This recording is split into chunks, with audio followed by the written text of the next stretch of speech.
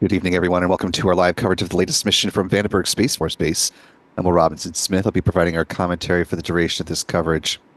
We are broadcasting, as we always do, from the Spaceflight Now News Bureau here at NASA's Kennedy Space Center. SpaceX has not made a statement as of yet as far as the start of fueling on this particular Falcon flight from Vandenberg. So we will couch the T0 clock you see in the top right-hand corner of your screen with a bit of an asterisk that is the countdown toward a planned liftoff at the, as of right now, advertised T0 time of 6:45 p.m. Pacific.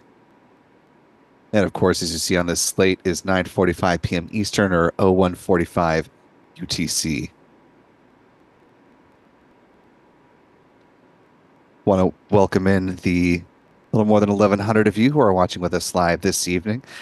If you happen to get up early or stay up late with us for our multi-hour launch coverage, spacewalk coverage this morning of the AST Space Mobile Bluebird 1-5 mission coupled with the Polaris Dawn spacewalk, it's good to have you back. If you're just checking in for the first time today, welcome on board. Hope you've had a good and productive Thursday and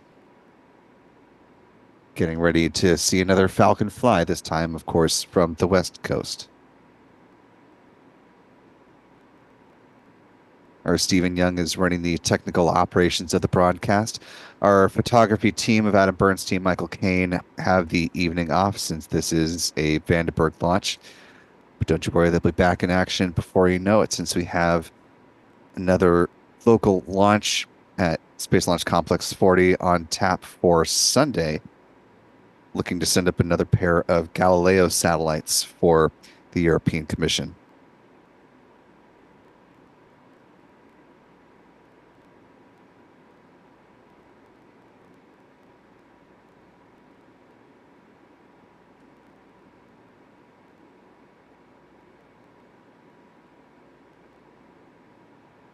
Taking a look from the GOES West satellite view over the central to southern California part of the state, you can see it's a fairly clear day in most of the state in this part of the region. However, you can see right around the area of Vandenberg, that pesky fog that is so typical of that part of the area is still hanging around. So can't promise this will be a gorgeous launch liftoff moment. However, it looks like the clouds in the rest of that part of the state are fairly minimal. So hopefully, once it does clear the area of the pad, have a fairly good launch this evening.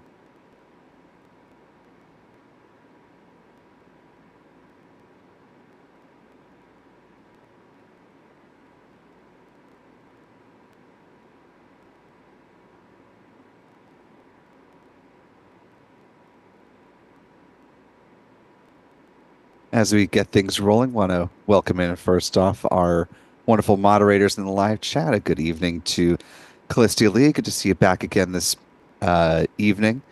And a welcome to Astro Jen, Astro Joe. Good to see you.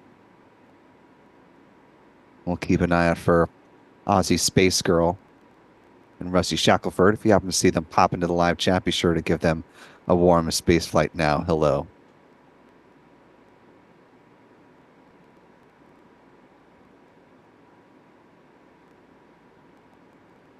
We're also powered by a wonderful channel member community here on YouTube. So thanks to folks like Butterfly, Cornea Thomas, aka Triple Hot Mess. It's a great handle. Patty Chichil, Jeff Hansen, the Rocket Girl, Christian Nava, and many others. Randy84. Channel membership comes with a number of perks, including discounts at our online shop. That is shop.spaceflightnow.com. Access to member-only videos here on YouTube, and of course, the ability to watch all of our live launch liftoff moments in 4K. As we step into the countdown so far, I want to give you an idea of where we are, again, relative to a 6:45 p.m. Pacific liftoff.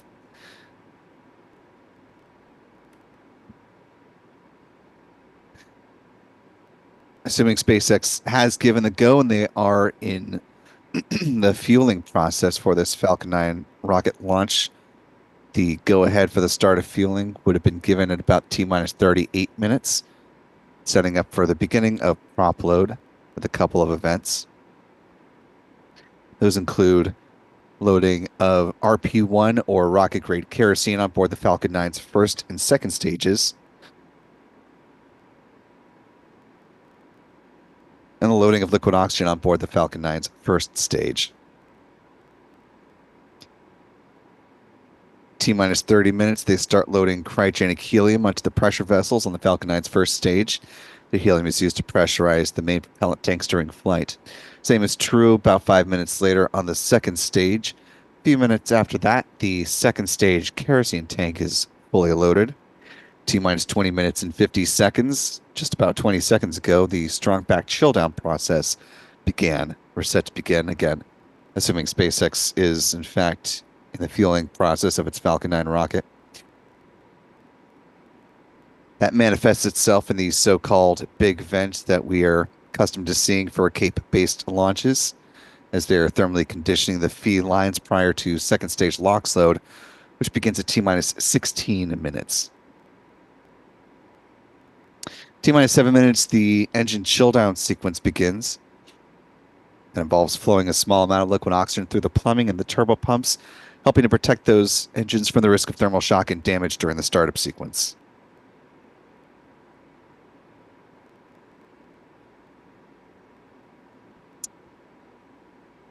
About a minute later, the first stage kerosene tank is full. And at T minus 4.5 minutes, the strong back retract sequence begins. Once we get visual evidence of that, about 20 or 30 seconds into this process, see the clamp arms underneath the payload fairings opening up, and then the transporter erector, or the strong back here at Vandenberg, will recline about 13 degrees away from the Falcon 9 rocket. It stays in that position until liftoff. At that point, there's a way for the Falcon 9 to ascend. About 3 minutes out, the first stage liquid oxygen tank is full. A minute after that, same is true on the second stage, at which point the Falcon 9 is fully loaded with 1 million pounds of propellant. In the final 60 seconds, as the Falcon 9 hear the call for Falcon 9 being in startup, means control of the countdown is handed over from the ground sequencer to the Falcon 9's onboard flight computers. The propellant tanks are brought up to flight pressure, and then the SpaceX launch director gives their go for launch at 45 seconds out. The engine ignition command is issued at T minus 3 seconds. And if all 9 Merlin 1D engines are healthy and ignite, the command will be given for the hold down clamps to release the Falcon 9 for a T0 liftoff. Coming up in T minus 18 minutes, 27 seconds. Coming up, we believe, at 6:45 p.m. Pacific, 9:45 p.m. Eastern, 01:45 UTC.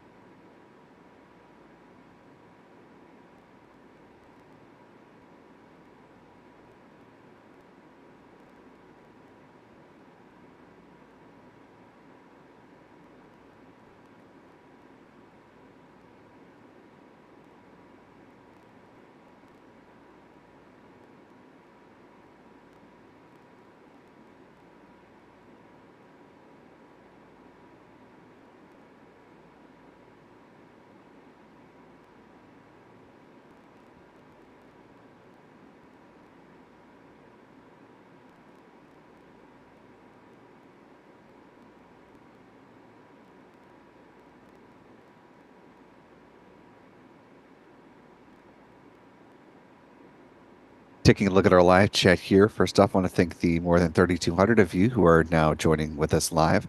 Also want to thank Psychonaut69 for gifting a Spaceflight Now membership. Really appreciate that. And to our newest channel member, welcome aboard. We're glad to have you with us. I also want to give a big thank you to one of our very generous channel members, Artemis, with not one but two $100 super chats. It's good to see you back, Artemis, and very, very much appreciate the support at that level. It is most welcome, especially after we had a kind of a quiet summer back in July, a couple months of, or a couple weeks, I should say, of no launches. So very grateful for the support and for, on top of that, gifting 50 Spaceflight Now memberships. So to our 50 new channel members, welcome aboard to the large cluster of you. Be sure to thank Artemis in the live chat if you haven't already. We hope you stick around with channel membership. Glad to have you with us.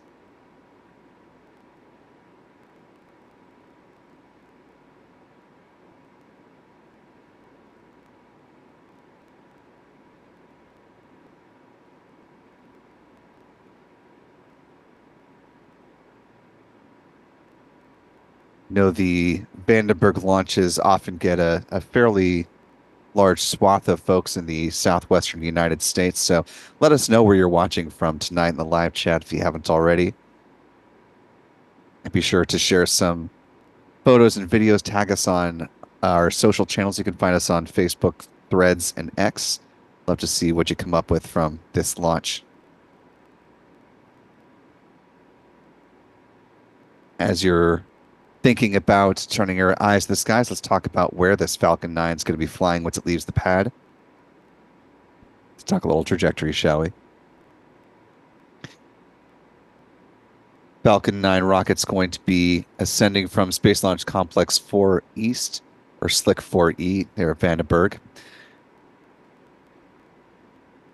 Today's mission will be SpaceX's 90th launch from this pad, the 158th total orbital launch from Slick 4E. Heading up to the 9th shell in the Starlink constellation, the Falcon 9 is going to be heading in a southeasterly trajectory along the coast of California and Mexico. The first stage booster, tail number B1071, making its 18th flight today, set to land on the SpaceX drone ship called, of course, I Still Love You. SpaceX will also endeavor to recover the payload fairings as it saves about $6 million per recovery effort. SpaceX is working to certify both its boosters and its payload fairings for up to 40 flights each. This is what it looks like as the fairings are brought aboard one of the recovery vessels.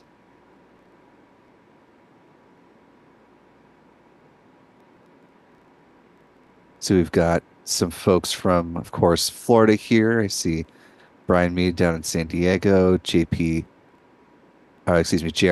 Pipe Hitter from Mesa, Arizona. Terry the Berry joining us from South San Jose Hills in LA County. Got Salt 2O in Yuma, Arizona. Arcadia, California for Jijiang Liu.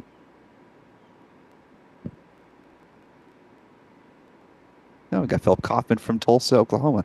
Not sure if Oklahoma is going to be able to see this. That might just be a bit too much to ask for this Falcon flight. But yeah, if the skies are clear and the lighting conditions are right, maybe we'll get lucky. Although this is a pre-sunset launch there in California, so the length of visibility may be a little bit tempered here. Just want to set expectations for what folks may be able to witness.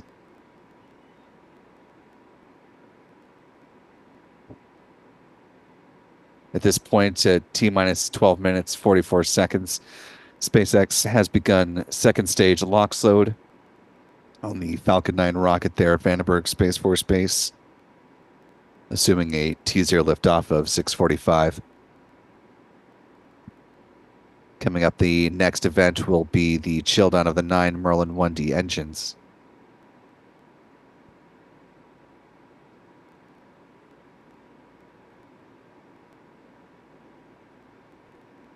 We're just about 5 or so minutes away from getting our eyes on the Falcon 9 rocket here.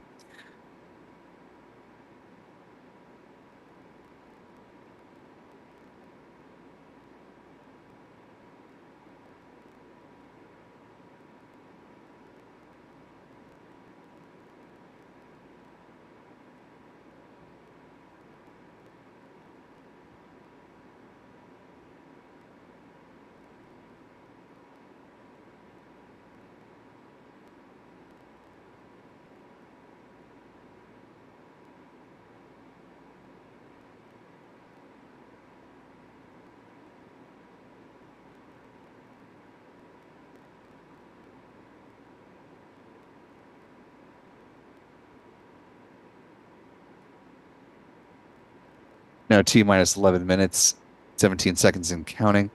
On board the Falcon 9 rocket are 21 Starlink V2 mini satellites.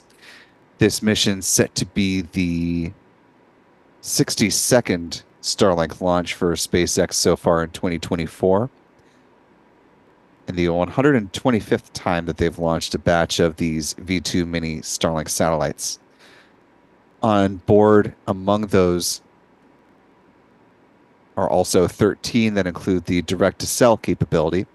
With this mission, SpaceX will have sent up 207 of these direct-to-cell Starlink satellites so far. In total, after this launch, there will also have been 7,022 Starlink satellites that have been launched to date for SpaceX, building out its mega constellation in low Earth orbit.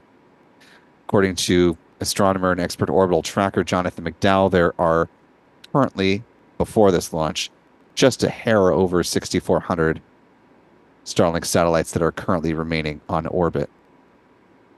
Each of these V2 minis weighs about 1,760 pounds, or about 800 kilograms.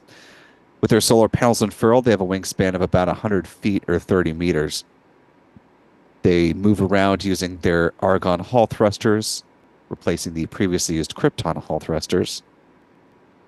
They were built in Redmond, Washington, which is near Seattle. They'll be deployed at about 180 miles or 290 kilometers in altitude at a 53-degree inclination.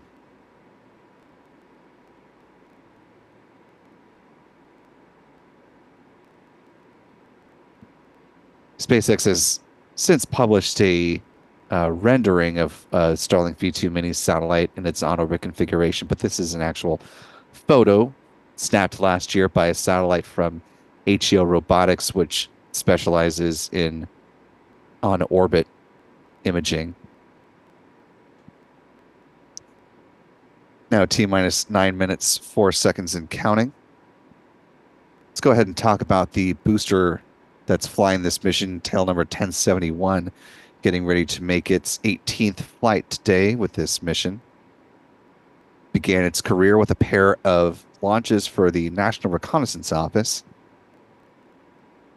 Undisclosed payloads for the NRO. First one, NROL 87, which launched on February 2nd of 2022.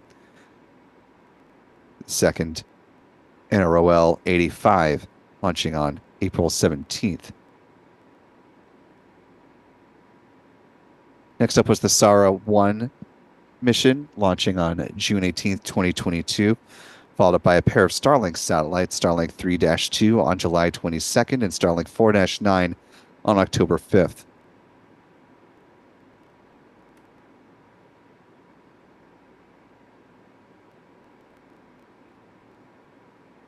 Coming right after was the Surface Water and Ocean Topography, or SWOT mission.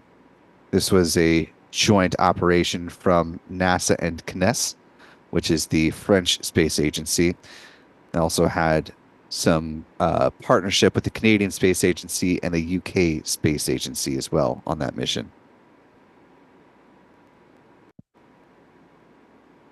That brings us back into Starlink territory for a couple of missions. We had Starlink 2-6 on January 31st of 2023 and Starlink 2-8 on March 17th. That was followed by this booster's first rideshare mission, Transporter 8, on June 12th of 23. Back to Starlink land we go. Starlink 6-15 on July 20th and 7-2 on September 12th. Actually, 1 year ago from today. That was followed up by this booster's second rideshare mission, Transporter 9, on November 11th, 2023. Then we're back to Starlink City for a while, Starlink 7-8 on December 8th, 7-13 on February 10th, and 7-18 on April 2nd. One more mission for the National Reconnaissance Office for this booster so far, NROL 146, a batch of what is believed to be the Star Shield satellites, a partnership between SpaceX and Northrop Grumman, though the NRO has remained pretty mum on all of that, unsurprisingly. Most recently, of course, launch number 17, Starlink 9-4, back on July 28th.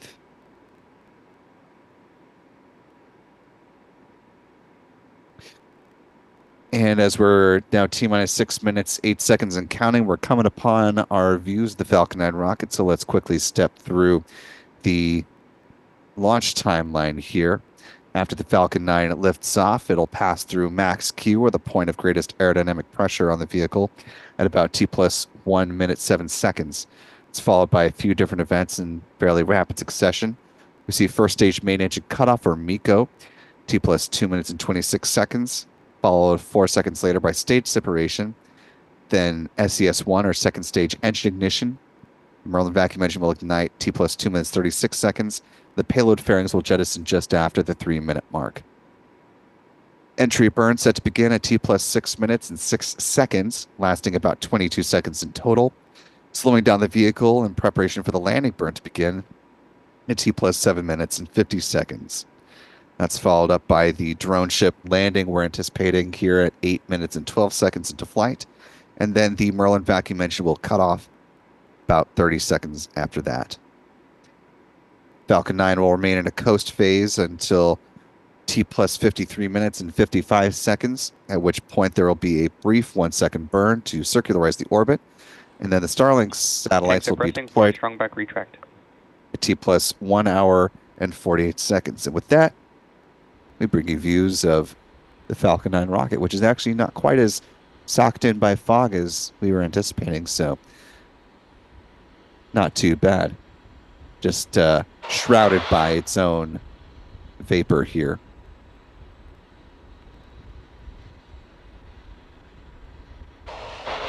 Strong back lower has started. And that call out for the strong back retract sequence to begin. Again, that will start with the clamp arms underneath the payload fairings opening up, and then the transporter erector with a strong back will recline about 13 degrees away from the rocket.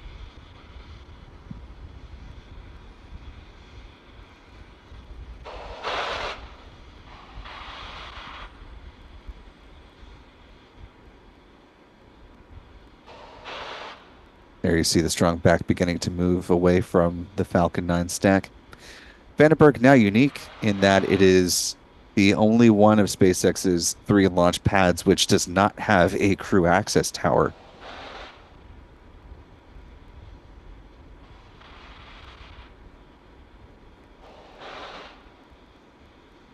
Now T-minus 3 minutes, 34 seconds and counting. I want to thank the now more than 13,000 of you who are watching with us live.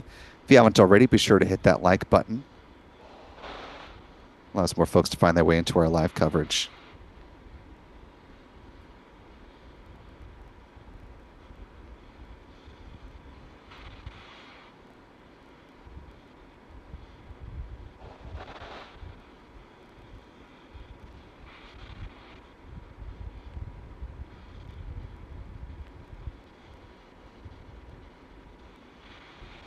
Stage 1 LOX load is complete. Hear that call for stage 1 LOX load being complete.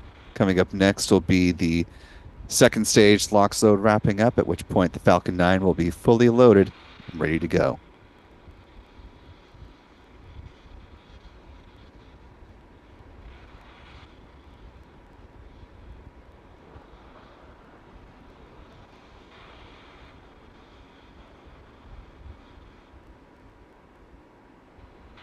Taking a look at the live chat briefly, want to thank some folks for their support this evening. But thanks to Shirley Benoit for a $2 super chat. Good to see you this evening, Shirley. Michael Penland, one of our wonderful channel members, with a $2 super chat as well. Thank you. Excuse me, Michelle. My apologies. Haley Higgins, Irish Haley, $2 super chat, checking in from Oceanside, California, just north of San Diego. Our thanks to Josh King and Psychonaut69 for each gifting a Spaceflight Now membership.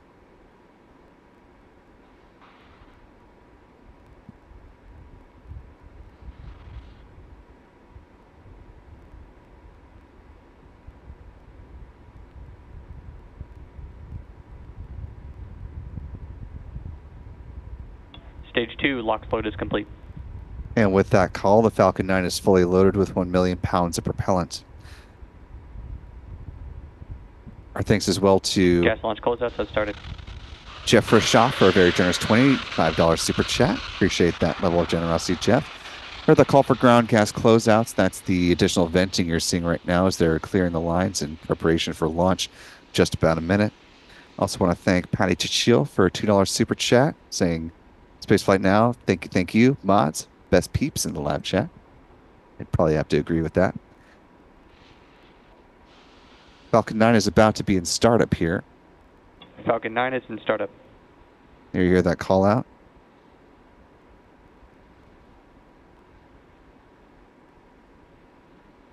Control of the countdown is being handed over from the ground sequencer to the Falcon 9's onboard flight Launch computers. director, go for launch. The propellant tanks have been brought up to flight pressure, and with that go for launch, we are now just a little more than 30 seconds away from the liftoff of this Falcon 9 rocket today. We'll come back to the live chat on the other side of liftoff. But for now, let's go ahead and listen into the final count, and we'll be back with additional commentary on the other side of liftoff.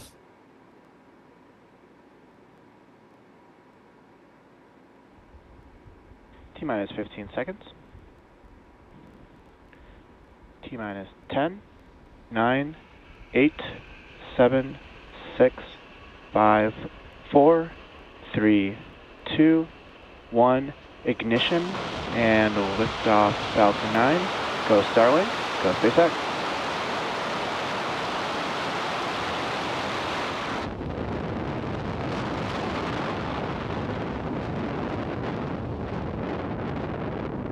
Vehicle is pitching downrange. Engine chamber pressure is nominal.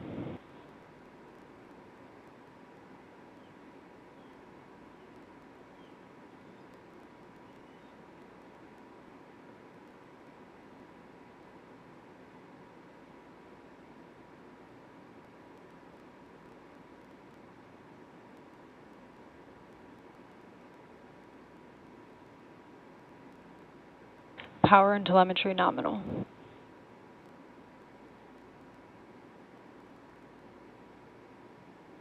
Vehicle is supersonic.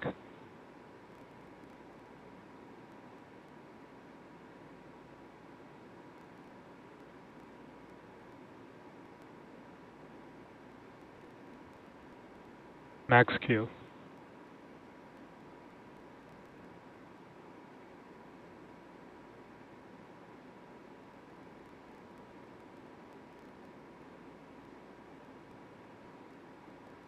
And a good flight of the Falcon 9 so far, as we're about a minute and a half into this mission. Falcon 9 pulling away from the California coastline. We're coming up on a trio of events in fairly rapid succession here in about a minute.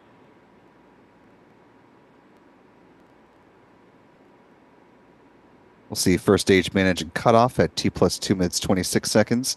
That'll be followed by stage separation about 4 seconds after that, and then second stage engine start, SES-1, T plus 2 minutes 36 seconds. That'll be capped by fairing deployment just after the 3-minute mark, a little more than 2 minutes into flight.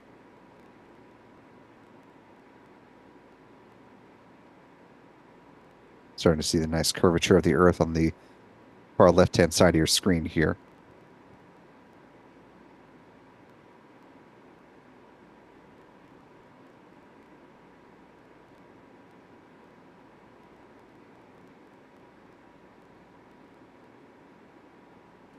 Miko. Stage separation confirmed.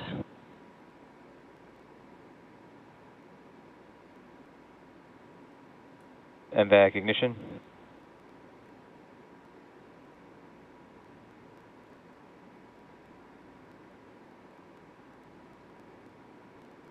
All good callouts from SpaceX here. Some great views of both stages. Coming up on fairing deployment now.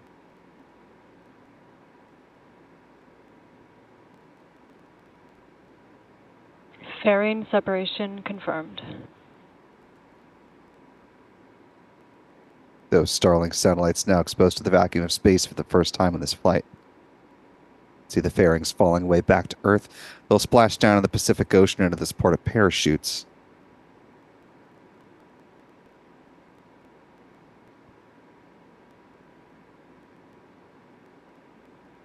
Now, about 3.5 minutes into this flight, the next event we're looking for is the first stage entry burn, set to begin at about T plus 6 minutes and 6 Nominal trajectory. seconds.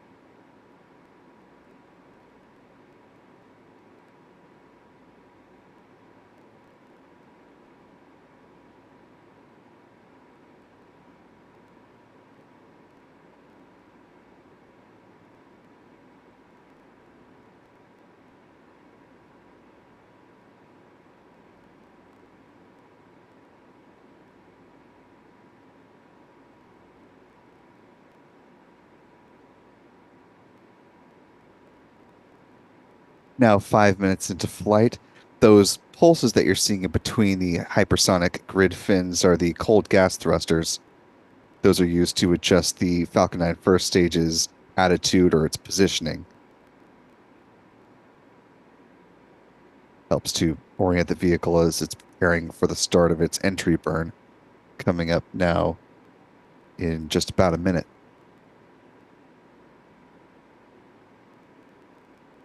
Falcon 9 first stage booster will use 3 of the Merlin engines for that entry burn. And as you watch the telemetry data in the bottom left-hand corner of your screen, you'll notice that the speedometer will start to dramatically plummet once that entry burn starts.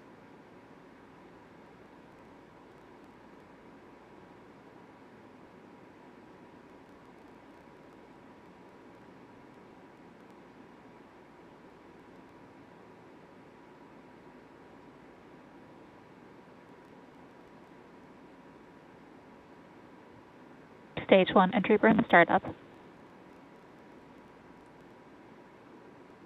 Good call for the start of the entry burn. This burn lasting about 22, a little more than 20 seconds in total.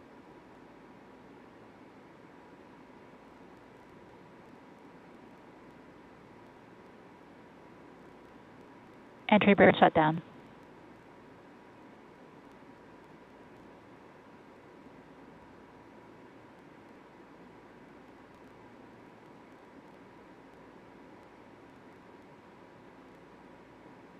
With a good entry burn behind us now, we're looking for the start Stage of a landing 1 burn. FTS is saved. It's coming up at T plus 7 minutes and 50 seconds. The call for FTS being safe to the flight termination system no longer needed at this stage in flight. Falcon 9 now cruising through some clouds as it heads down towards the drone ship. It's going to be landing on the drone ship, Of Course I Still Love You. If successful, this will be the 101st booster landing for that particular drone ship. Stage 2 FTS is saved. Stage 1 transonic. Falcon booster now traveling below the speed of sound. As you can see, the speedometer continuing to drop.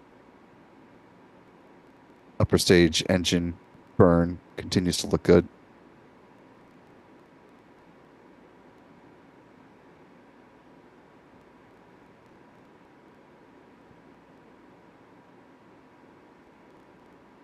Stage 1 landing burn.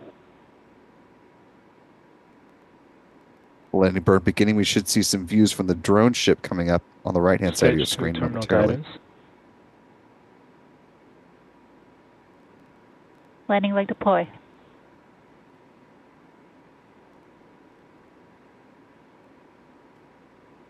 And Stage for 1 an landing confirmed. 18th time nearly at sunset, good landing of this booster, B-1071.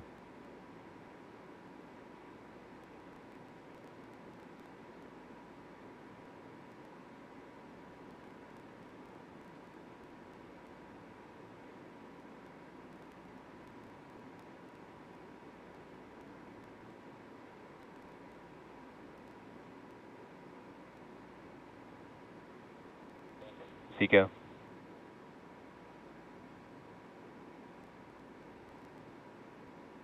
Nominal Good orbit call for insertion. Seco there. And nominal orbit insertion. Falcon 9 upper stage now heading into a good parking orbit where it will cruise until about T plus 53 minutes, 55 seconds. There will be a brief 1-second burn, setting up the Starlink satellites to be deployed at T plus 1 hour and 48 seconds. Before we close things out with our mission stats, I want to thank a few more folks who've been helping to support our live coverage this evening. Our thanks to Jason's Garage and RV Repair for a $2 super chat. Appreciate that, Jason. I'm Lita, joining us, one of our wonderful channel members with a $5 super chat. Saying great night for a launch. Thanks for all you do. Appreciate that, Lita. Patty Chichio, the $2 super chat, another one of our channel members, checking in from Springfield, Massachusetts. Ed Boswell with a $2 super chat. Thank you, Ed. Saying thanks for the coverage. Another channel member, Daniel W. with a $2 super chat, checking in. Good evening, Daniel. DLJS with a $5 super chat and a dancing lemon man emoji, I guess. Appreciate it either way. Brock Gamer TV GT with a super chat as well. Thank you, Brock. One of our wonderful moderators, Clistia Lee, gifting 10 Spaceflight Now memberships. Appreciate that, Clistia. And to our newest 10 channel members, welcome aboard. Glad to have you with us. And another channel member, Sulfur for Lunch, with a 20 SEK super chat. Appreciate the support, Sulfur. And with a good liftoff and landing of the Falcon 9 first stage booster, let's check in on our mission stats as they currently stand. As mentioned, this was the 18th launch for this particular booster, launch and landing, fortunately. This was SpaceX's 374th Falcon 9 launch to date, the 89th so far of 2024. This was SpaceX's 317th Falcon booster reflight, for the launch of a booster that has flown at least once. This was SpaceX's 92nd launch of the year, including a Falcon Heavy mission back in June and 2 Starship flights earlier this year as well. This was SpaceX's 122nd orbital launch within the last 365 days, the 90th from Slick 4E, and the 158th overall orbital launch from this particular pad. Moving us on recovery stats, this was the 101st landing on the drone ship, Of Course I Still Love You. That marked the 269th drone ship landing and the 348th booster landing for SpaceX so far. Of course, Blue Origin is looking to make this recovery stat page a little more dynamic once they start launching and are successful in landing their New Glenn rockets first stage booster. Looking forward to that. Their first mission coming up in sometime in November now, that the Escapade mission has been punted to the spring. Finally, some mission stats for the space industry. This was the 31st orbital launch from California. Notable in that now at this launch, Vandenberg has surpassed their total number of launches from all of last year. 30 of these flights have come from SpaceX, and you've got one of those as well from Firefly Aerospace, with the launch of their Noise of Summer mission on their Alpha rocket. Starlink 9-6 marked the 96th orbital launch from U.S. soil so far this year, the 105th launch from the U.S. rocket company. And this was the 168th orbital launch from around the world. With 6 orbital mishaps so far, here's where the pie chart stands now. U.S. with its 105 launches holds 63% of the pie. China with 41, still hanging on with a quarter. Russia with 10, the recent launch of the Soyuz MS-26 cosmonaut and astronaut mission to the International Space Station. Those 2 cosmonauts and NASA astronaut Don Pettit now on board the orbiting outpost. And with that launch actually breaking a orbital human spaceflight record with 19 people currently orbiting around the globe as we speak. India has launched 3 missions so far, Japan with 4, Iran and the European Space Agency have 2, and North Korea with a lone launch on the year so far. With that, we're going to go ahead and put today in the books. It has been quite a long day between 2 launches and a spacewalk. All those missions with SpaceX today. Want to finally close up by thanking Mark Otto for gifting 10 Spaceflight Now memberships. Welcome aboard to you all. Glad to have you with us. Want to thank our wonderful moderators in the live chat. Space Aussie Girl, Astro Joe, Astro Jen, Callistia Lee, and Rusty Shackelford for all you do helping us out in the live chat, helping to keep things kosher and allow folks to have a good time, ask questions, share takes, but do so in a respectful way. We certainly appreciate that. Our thanks to our Spaceflight Now editor, Stephen Young, for running the technical operations of the broadcast. Most of all, thanks to you for wherever you're watching this live launch coverage for.